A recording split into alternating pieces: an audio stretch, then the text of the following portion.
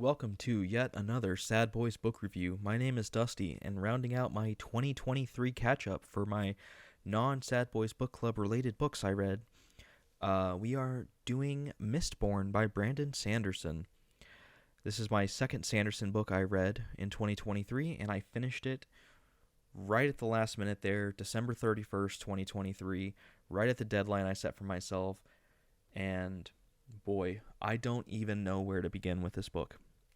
So, if anybody has watched any Sad Boys Book Club video in 2023, you probably heard me at some point in time bring up Leviathan Wakes and how it was my favorite book we covered. If you watched our 2023 year in review, you saw that I put it very firmly in the S tier and nothing else really kind of came close to it.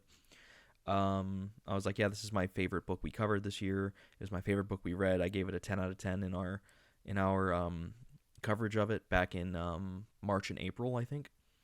Mistborn was my favorite book I read in 2023. I liked it more than Leviathan Wakes, just to really kind of set the stage for how I felt about it. And I'm sure I don't even need to tell you what I'm going to give it as a rating after hearing that. But yeah, if you know anything about how people talk about Sanderson, they'll talk about how Mistborn is one of the better starting points if you want to get into Sanderson. It's a great jumping off point. It has a great kind of vertical slice of what you're going to get from a Sanderson novel, and that's probably very fair, having that been the second Sanderson book I've read, the other being Elantris.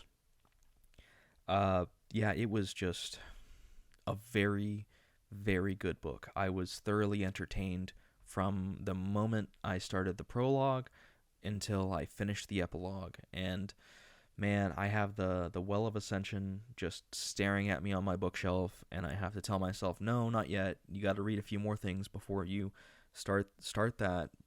So I'm trying to kind of really be patient with myself. But man, I'm so ready to go back into this world and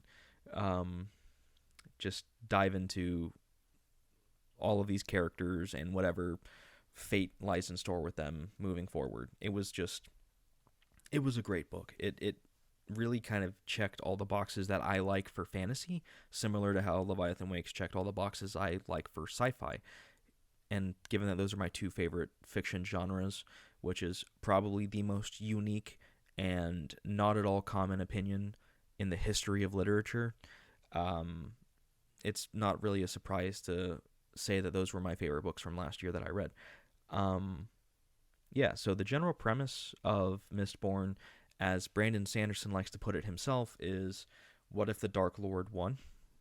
And this is a world that exists 1,000 years after the Dark Lord triumphed over good. So we have this world that is being ruled by this character that's only known as the Lord Ruler. He is this kind of ambiguous force that exists in this castle in the capital city and is just this all-powerful tyrant of evil. And something happened when he achieved his ascension and became the Lord Ruler that kind of threw the balance of the world out of whack, and now there are what are called ash falls. And so ash will rain from the sky. And it's just kind of a part of the world. It kind of leads to this kind of dingy, gray, very bleak world that they live in. And there is this caste system that exists of the nobility and they're called the ska, they're like the slaves, the peasants, the working class. They live in squalor. They are basically slaves. You have plantation ska, who are basically slaves. It's a very on the nose allegory to something similar to a historical American slavery. You have the city ska, who are peasants who deal with a lot of manual labor that all goes up to the nobility. The nobility are the lavish people that live in luxury, and they own, the Lord Ruler technically owns all the ska, and the nobility kind of rent them, more or less. It's kind of a whole thing. But the big draw to this book, in my opinion, one of the bigger points to it, to its world rather, is the magic system. The primary one. There are multiple forms of magic in this world, but the primary one is called allomancy, and the rules of it are you ingest different types of metals, and when they are inside your system, in your stomach, if you have the ability to use allomancy, you can use the metals in your stomach, and it's called burning them when you use them. And depending on what metal you are able to burn, if you are just a mistling who can only use one metal type, or if you are a Mistborn, you can use all metal types. You can burn that metal and get the powers that that metal allows you. And every single power has a what is called a push and pull to it. So each metal has its own pair metal. It's yin to its yang. That is the push and pull to it. And one of the pairs are quite literally pushing and pulling things to you. It's steel and iron. I think it's steel push, iron pull. I think that's what it is, but that's the most on the nose example.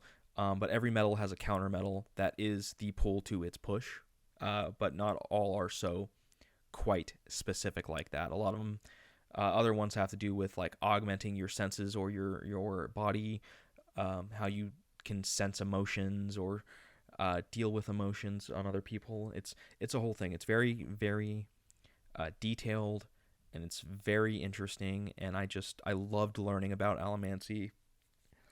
I thought it was just a really cool magic system. I liked it more than the glyphs in Elantris.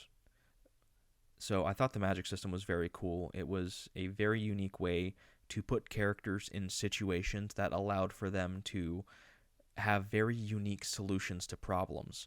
A way that I kind of compared this, because I like to do comparisons for some reason, is Luffy in One Piece. His devil fruit power is he's made out of rubber. He's a rubber man, so he can stretch. Think kind of like Mr. Fantastic and the Fantastic Four, and it gets a lot more complex than that when you get later on into the story of One Piece. But just for simplicity's sake, for like early One Piece, just for my analogy here, he's a rubber man and he can stretch. And you think, okay, well that doesn't really have a lot of like utility in a lot of situations. Like you can just stretch yourself. Like what's that going to do to kind of help you in fights and whatnot, other than just make you kind of durable? And the way that Oda wrote Luffy was that he used that seeming limitation of just being only some dude that can stretch and be made out of rubber into an incredible strength, to where just the absolute creativity in what Luffy can and can't do was just baffling. As I was reading it, I every time something new happened with Luffy and he unlocked new powers, I was like, wow, I never thought of that before. That's insane. And I think that's a very good comparison to something like allomancy, where you think on the surface like, oh, these are very simple. I don't know how you would use these powers to do a lot of like really crazy, amazing things.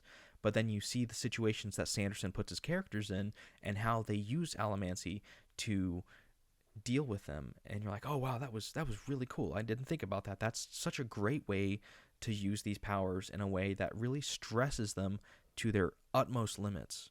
And I thought the magic system was very cool. The characters were great. I do think Vin is...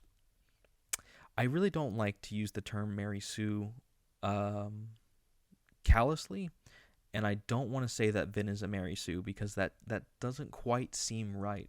But there are a lot of situations where Vin needs to be good at something, and therefore she is. And I did kind of, scoff at it a little bit, like, oh yeah, of course, oh no, she's great at this, whatever. But it's really not the biggest deal. She is as talented as the plot needs her to be. And if that's a problem to you, then I can see this not being a book that you will enjoy. But if you can kind of like get past that, I think this book is very rewarding. So yeah, I think Vin is maybe not the strongest protagonist. I think she mostly flourishes upon the strength of the supporting cast, which I'm of the opinion of if the main character is your favorite character in a story or in anything, then whoever wrote it didn't do a good job with the supporting cast, because I really do feel like the supporting cast should generally be more interesting than the main character, because the main character is mostly just kind of the conduit in which the story is told to the consumer. So that's just kind of my opinion. There are probably some exceptions to that, but generally speaking, I feel like in most cases, when you're reading or watching or playing something, more often than not, there's going to be a side character that's going to be your favorite character more so than the main character.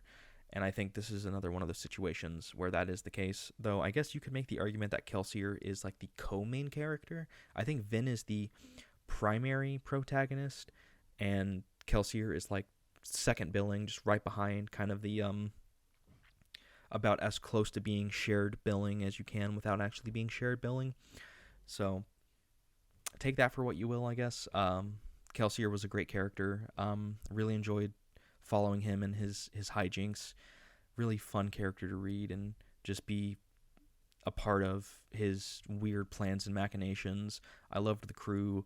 A lot of great personalities, a lot of differing personalities that were clashing with each other and made for some great conversations, some great moments. And yeah, the general plot being this heist to rob the Lord Ruler, it's set up as this thing that seems so impossible, and as the book progresses, you start to see whether or not it can be possible, or if it's still impossible, up until the end of the novel, where everything kind of climaxes and then resolves to the end without going into spoilers. And it's a very fulfilling experience. I really enjoyed the plot. I loved the characters, and I loved all the different parts of it. It is, like Elantris, a bit of a slower read. There is a lot more action in it than Elantris, but there are also just as many kind of slower, more political sides to it. So similar to Elantris, if that's something that you're into, you will find Mistborn very rewarding. But if you're more of an action kind of person, you want to see things happen, big boom bang, there may be a lot of slow parts for you that might kind of turn you off or make you DNF it. But yeah, I don't know. I could say so many great things about Mistborn because I had such a good time reading it. And yeah, like I said, it was my favorite book that I read in 2023. And without repeating myself, that's kind of really all I can say. It was just such a thoroughly enjoyable read, and I'm very excited to read The Well of Ascension and then The Hero of Ages, and just really see how much this trilogy has to offer for me. So with that, I give Mistborn a 10 out of 10. The best score I can give it. It's not a perfect book by any means. I don't want a 10 out of 10 to suggest that this is a perfect book without flaws. There are plenty of flaws in it, but my enjoyment level was so much so that I could ignore those flaws and still give it what I would consider to be the best rating I could give it. So not perfect, but about as perfect of a book as it could be for me myself, because my enjoyment trumps any possible flaws or anything. So yeah, Mistborn, if you're into epic fantasy with fun magic systems, great characters, and a nice little mix of politics and action, this book is perfect for you. If you're into Sanderson and you haven't read Mistborn, this book is perfect for you. If you're not into any of those things, then give it a try if you'd like, but don't be surprised if you end up dropping it, and that's okay. If you drop it, that's fine. Not every book is made for every person. That's the great things about being an individual. So for me, it doesn't really get much more entertaining than that. There are probably objectively better fantasy books, but this one just kind of hits me on a subjective level. So, yeah, and I think that'll about do it for me here. This has been another Sad Boys book review. Finally done with my 2023 catch-up, so I can finally start doing my 2024 reads as I finish them. And I do have one in the pipeline getting ready to go that I won't spoil, but if you have listened to Caliban's War Sad Boys Book Club, you know what it is already. But until then, thank you everybody, and take care.